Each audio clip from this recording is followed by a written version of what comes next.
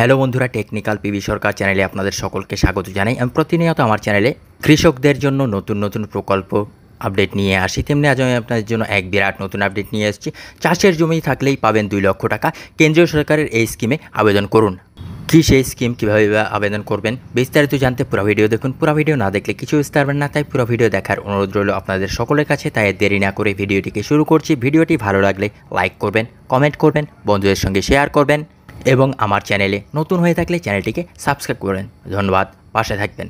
দেশের বেশিরভাগ জনগণ কৃষিকাজের উপর নির্ভরশীল, তাই রাজ্য সরকার এবং কেন্দ্রীয় সরকার কৃষকদের সাহায্য করার জন্য একাধিক প্রকল্প চালু করেছে, যার মধ্যে একটি হলো কেন্দ্রীয় সরকারের প্রধানমন্ত্রী ফসল বীমা যোজনা। এই প্রকল্পের উদ্দেশ্য হলো আবহাওয়া এবং প্রাকৃতিক দুর্যোগের কারণে নষ্ট হওয়া ফসলের ক্ষতিপূরণ দেওয়া। এতে সর্বাধিক 2 লক্ষ টাকা পর্যন্ত শস্য বীমা প্রদান করে সরকার।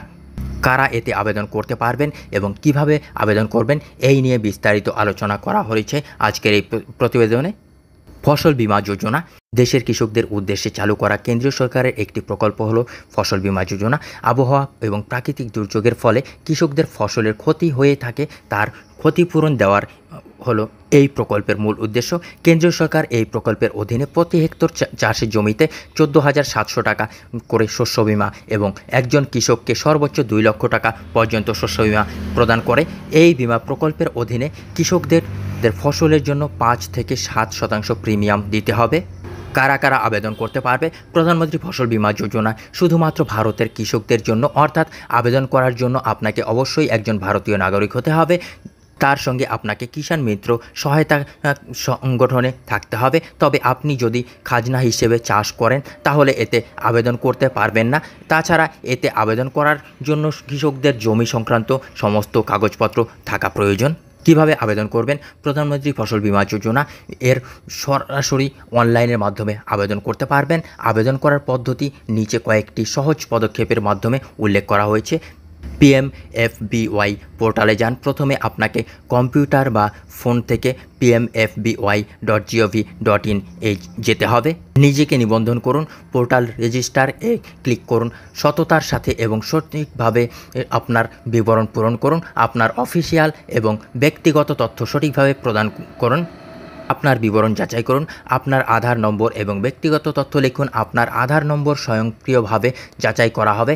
আপনার মোবাইল নম্বরের জন্য আপনি নিশ্চিত করার জন্য একটি OTP বা ওয়ান টাইম পাসওয়ার্ড পাবেন। অনুমোদনের জন্য অপেক্ষা করুন। একবার আপনি আপনার বিবরণ জমা দিলে একটি বিজ্ঞপ্তির জন্য অপেক্ষা করুন। আপনি একটি SMS বা ইমেল পাবেন যা আপনাকে জানিয়ে দেবে যে আপনার নিবন্ধন অনুমোদিত কিনা। আপনার অ্যাকাউন্টে সাইন ইন করুন। আপনার নিবন্ধন অনুমোদিত হলে পোর্টালের উপরে ডান দিকে সাইন ইন ক্লিক করে লগ ইন করুন। রেজিস্টারের সময় আপনার মোবাইল নম্বর এবং পাসওয়ার্ড ব্যবহার করুন। আবেদনপত্র পূরণ করুন। লগ ইন করার পরে আপনি আবেদনপত্রটি দেখতে পাবেন। একটি সাবধানে পূরণ করতে হবে। আপনার সময় নিন। উল্লেখিত প্রয়োজনীয় নথি আপলোড করতে ভুলবেন না। আবেদন জমা দিন।